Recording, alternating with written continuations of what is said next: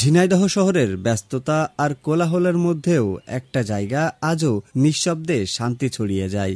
শহরের কেন্দ্রস্থলে অবস্থিত দেবদারু এভিনিউ ও পৌর ইকো পার্ক শতবর্ষী গাছের ছায়ায় আজও মানুষ খুঁজে নেয় একটু অবসর, একটু প্রশান্তি।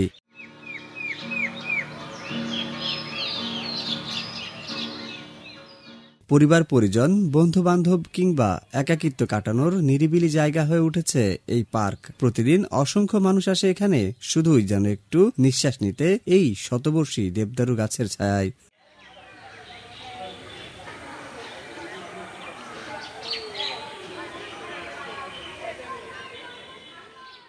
কিন্তু সৌন্দর্যের মাঝে ঢুকে পড়েছে নোংরা চিত্র।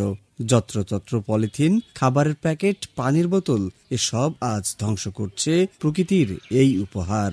শুধু অযত্ন অবহেলা নয়, বর্তমানে এখানেই রাত নামলেই জড়ো হয় মাদক সেবীদের আড্ডা। ভয়ের মাঝে হারিয়ে যেতে বসেছে এই নির্দোষ প্রকৃতি আর নগরবাসীর প্রিয় বিশ্রাম ক্ষেত্র।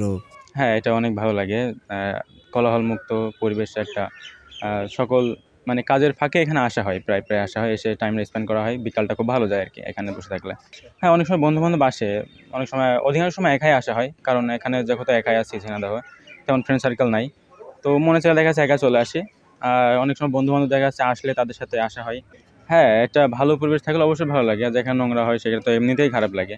এখানে আসা একটা ভালো পরিবেশ দেখার জন্য। তো আমাদের নিজেদের কারণেই নোংরা হচ্ছে এখানে, তো নিজেদের দোষ দেওয়া ছাড়া কোনো কিছু করার নেই। নিজেরা সচেতন হতে হবে, আর যদি কর্তৃপক্ষের কোনো উদ্যোগ থাকে সেটির দিকে লক্ষ্য রাখতে হবে, এই আর কি। আলহামদুলিল্লাহ, ইটস নাইস, সুন্দর। অ্যান্ড ঝিনাইদহ যেমন এখানে একটা স্পট আছে, আরেকটা আছে যেমন প্যারিস রোড। অ্যান্ড আমি মনে করি যে খুবই সুন্দর দুইটা স্পটই, আমি যতদূর চিনি এই দুইটা জায়গায় বিশেষ করে। সো সময় পেলে হয় এখানে বা প্যারিস রোড, এই দুইটা জায়গায় যাওয়া হয়। প্রথমত ব্যাপারটা হচ্ছে নিজ নিজ সচেতনতা দরকার, যে আসলে আমাদের এখানে সবাইকে পার্সোনালি নিজ নিজভাবে সচেতন হতে হবে এবং নিজেদের থেকে যেন কোনো বজ্র না আসে সেই ব্যাপারে আগে একটু খেয়াল রাখতে হবে। আমরা অন্যদের পরামর্শ দেওয়ার আগে নিজেদেরকে পরামর্শ দিব, যেন আমাদের মাধ্যমে এই জায়গা সহ আরও যে সকল স্পট আছে সেসব জায়গায় আমাদের দ্বারা যেন নোংরা না হয়। সো প্রথমত আগে এইভাবে জিনিসটাকে ছড়ানো, যেন নিজে জিনিসটা নোংরা না করি। আমি মনে করি এটা প্রথম স্টেপস।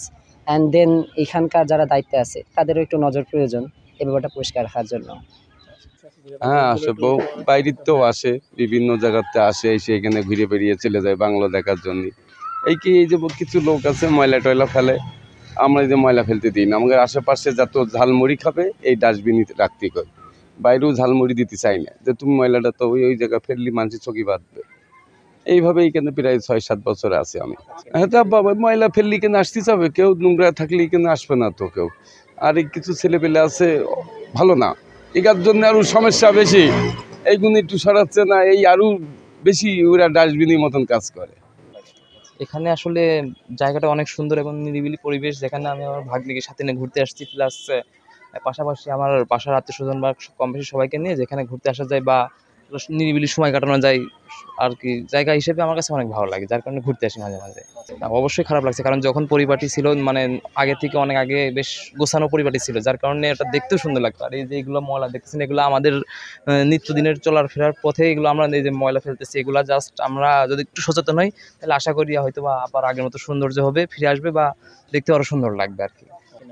অবশ্যই চাই যে প্রশাসনের ক্ষেত্র থেকে আমরা সহযোগিতা চাই যে এখানে আবার আগের মতো সৌন্দর্য ফিরে আসুক, এবং প্রশাসন মাঝে মাঝে দৃষ্টি রাখুক যে এখানে আসলে মানে যেটা বসবাসের বলতে কি, যে মানে আমরা ফ্যামিলি নিয়ে আসি বা যে পরিবার নিয়ে আসি একটু সময় কাটানোর জন্য, যেন অশ্লীল কোনো কার্যকলাপ বা নেশা বা মাদক দ্রব্য থেকে দূরে থাকা যায়, বা এটা পরিপাটি আমাদের জিনিস আমাদেরই গুছিয়ে রাখতে হবে। যার কারণে আমরাও চাই যে আপনার প্রশাসন থেকে একটু নজর দায়িত্ব রাখুক মাঝে মাঝে। নগরবাসীর প্রয়োজন সচেতনতা। এখনই যদি না রক্ষা করা যায়, হারিয়ে যাবে এই এক ফালি সবুজ, যেখানে শহর জুড়ে শুধুই ইট আর কংক্রিট।